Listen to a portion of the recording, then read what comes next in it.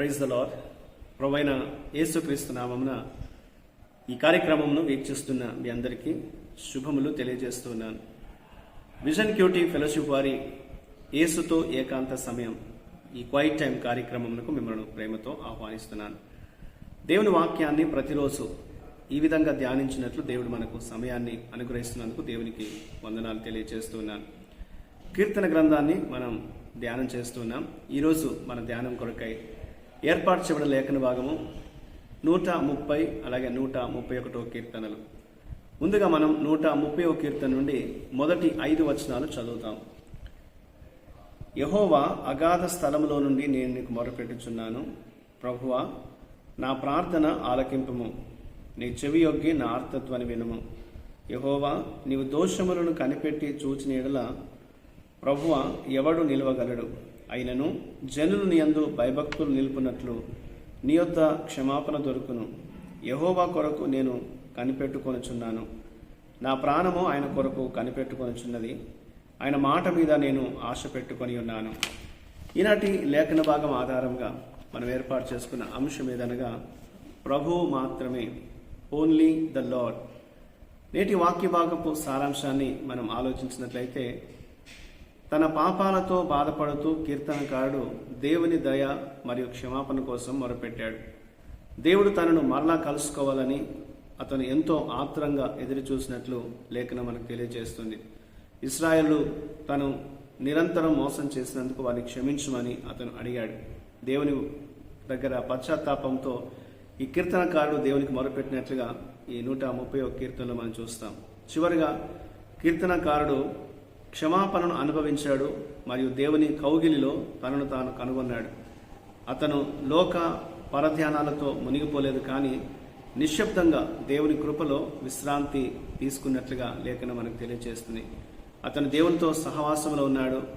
బాధలో ఉన్న శిశువుగా అతను లేడు, కానీ ప్రశాంతంగా పాలు విడిచినటువంటి శిశువుగా తన తల్లి చేతుల్లో విశ్రాంతి తీసుకున్నట్లుగా అతను ఉన్నట్లు ఈ లేఖనంలో మనం చూస్తాం. దేవుడు అతన్ని క్షమించి అతన్ని హక్కున చేర్చుకున్నట్లుగా అతడు అనుభవించినట్లు ఈ లేఖనం మనకు తెలియజేస్తుంది. ఇందులో దేవుడు ఏమై ఉన్నాడు అని మనం ఆలోచిస్తే 130వ కీర్తన 3-4 వచనాల ప్రకారం దేవుడు మన పాపాలను ఆయన లెక్కించాడు. ఆయన అలా చేస్తే మనం ఎవరం కూడా బ్రతకలేం. మన దోషములను కనిపెట్టి చూస్తే మనం ఎవరం కూడా నిలవలేమని దేవుని వాక్యం జ్ఞాపకం చేస్తుంది. ఆయన మనల్ని పదే పదే క్షమించగలిగినటువంటి ప్రేమగల దేవుడు. 1 యోహాను 4:8 ఈ విషయాన్ని మనం చూడగలం. కాబట్టి దానికి ప్రతిస్పందనగా మనం మరింత దేవునికి దూరమై మన పాపాలని ఎక్కువ చేసుకోకూడదు, మన పాపాలకు మరిన్ని పాపాలు జోడించకూడదు, కానీ అందుకు బదులుగా మనల్ని క్షమించేటువంటి మన దేవుడిని ప్రేమించడం నేర్చుకోవాలి. ఆయన ప్రేమించడంపై మనం మనసు పెట్టాలి, దృష్టి పెట్టాలి అనేది దేవుడు మనకు జ్ఞాపకం చేస్తున్నాడు. కాబట్టి మన అనుదిన రోజువారీ జీవితంలో మనం ఆయన క్షమాపణను మరియు ఆయన ప్రేమను మనం పొందుకుంటున్నప్పుడు ఏ విధంగా మనం ఆ ప్రేమకు బదులుగా స్పందిస్తున్నామో మనం పరీక్షించుకోవాలి.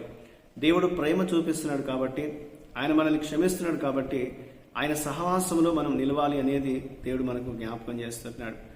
ఇందులో దేవుడు మనకు నేర్పే పాఠాన్ని కూడా మనం గమనిస్తే 131 మొదటి 3 వచనాల్లో మన కోరికలు దేవుని కోసమే ఉండాలి అని లేఖనం తెలియజేస్తుంది. దావీదు రాజు అయ్యాడు, ఆయన భూమి మీద గొప్ప కార్యాల్ని సాధించాడు, కానీ అతని హృదయం యొక్క కోరిక ఎల్లప్పుడూ దేవుని సన్నిధిలో ఉండాలనేది, దేవుని సన్నిధిలో ఆయన గడపాలని ఆయన ఆశించాడు. కాబట్టి ఈ రోజున మనం కూడా దేవుని నమ్మినటువంటి ఆయన ప్రజలుగా, ఆయన ప్రేమను పొందిన వారంగా, దేవుని చేత మనం క్షమించబడిన వారంగా మనం ఏమి కోరుకుంటున్నాం అనేది ఒకసారి పరీక్షించుకోవాలి. మనం అన్నిటికంటే ఎక్కువగా దేవుణ్ణి వెతికినప్పుడు ఇతర కోరికలన్నీ కూడా మాయమవుతాయి. మనం దేవుని మీద దృష్టి పెట్టి ఆయన్ని వేడుకుంటున్నప్పుడు మిగతా కోరికలన్నీ కూడా అవి నిలబడవు అనేది, మాయమవుతాయి అనేది వాక్యం జ్ఞాపకం చేస్తుంది. ఎందుకనగా ఆయన సన్నిధిలో మనకు నిజమైన శాంతి ఉంది, ఆయన సన్నిధిలో మనకు సంపూర్ణ సంతోషం ఉంది. కాబట్టి మనం దేవుణ్ణి వెతికే వారంగా ఉండాలి అనేది దేవుడు మనకు ఈ లేఖనం ద్వారా జ్ఞాపకం చేస్తున్నాడు. మనము ప్రభువును వెతకాలని పిలువబడుతున్నాం. ఆయన సన్నిధిని నిత్యము వెతకాలని వాక్యం తెలియజేస్తుంది. కాబట్టి మనం ప్రభువును మాత్రమే వెతికితే ఆయన మాత్రమే మనకు సహాయం చేయగలడు. మనం ప్రేమిస్తూ మన జీవితాన్ని ముందుకు కొనసాగింప చేస్తాడు అనేది దేవుని వాక్యం మనకి జ్ఞాపకం చేస్తుంది.